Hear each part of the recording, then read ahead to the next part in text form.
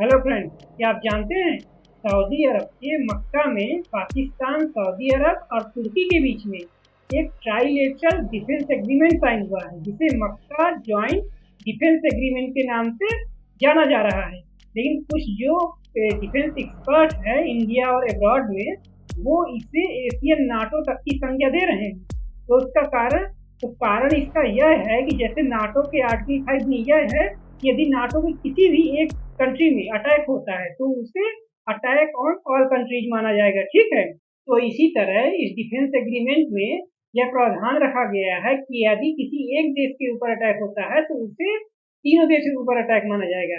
लेकिन सवाल उठता है कि आखिर इसी समय ही क्यों ये एग्रीमेंट साइन हुआ। तो उसका कारण है कि सऊदी अरेबिया, ईरान और जो उसके सहयोगी हैं हूथी और मिलिशिया, इनसे सिक्योरिटी खतरों को लेकर के वह काफी चिंतित है और वह अब अपनी जो सिक्योरिटी की रिलायंस है वह वेस्टर्न कंट्रीज और अमेरिका से कम करना चाहता है। क्योंकि आपने देखा ही होगा कि अभी जब हार्मोज ब्लॉकेज चल रहा था और जो कि चल भी रहा है, तो उस समय ईरान जब सऊदी अरेबिया की रिफाइनरी या सिटीज में अटैक कर रहा था तो अमेरिका पूरी तरह से सिक्योरिटी नहीं दे पाया, जबकि काफी अच्छा खासा पैसा लेता है सिक्योरिटी प्रोवाइड कराने के लिए अमेरिका इन गल्फ कंट्रीज से।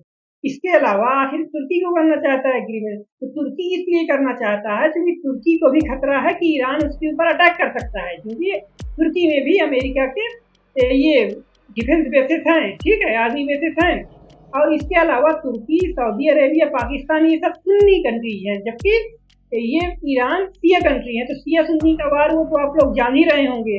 तो अब इससे सवाल उठता है कि आखिर भारत क्यों चिंतित है इस डिफेंस एग्रीमेंट से। तो भारत इसलिए चिंतित है कि अभी आप लोगों ने ऑपरेशन सिंदूर के दौरान देखा ही होगा कि तुर्की ने पाकिस्तान की ड्रोन एवं डिफेंस तकनीकी के माध्यम से सहायता की थी, लेकिन कभी एक्सेप्ट नहीं किया था। लेकिन अब क्योंकि डिफेंस एग्रीमेंट साइन हो गया है तो वह खुले तौर पर पाकिस्तान की हेल्प कर पाएगा, जो कि भारत के लिए चिंता का विषय है।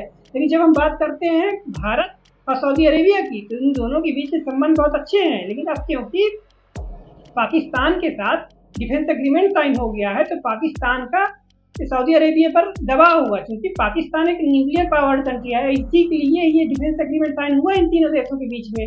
तो भारत को आगाह रहना चाहिए, ठीक है। लेकिन अब बात करते हैं कि भारत आखिर क्या कर रहा है। तो भारत तुर्की को एनसर्किल करने के लिए साइप्रस और आर्मेनिया को अपने डिफेंस इक्विपमेंट बेच रहा है, जैसे पिनाका रॉकेट लॉन्चर और ब्रह्मोस मिसाइल। और इसको लेकर के तुर्की की मीडिया में भी काफी चर्चा है। तो आगे देखते हैं क्या होता है, जो भी डेवलपमेंट होगा हम आपको बताएंगे।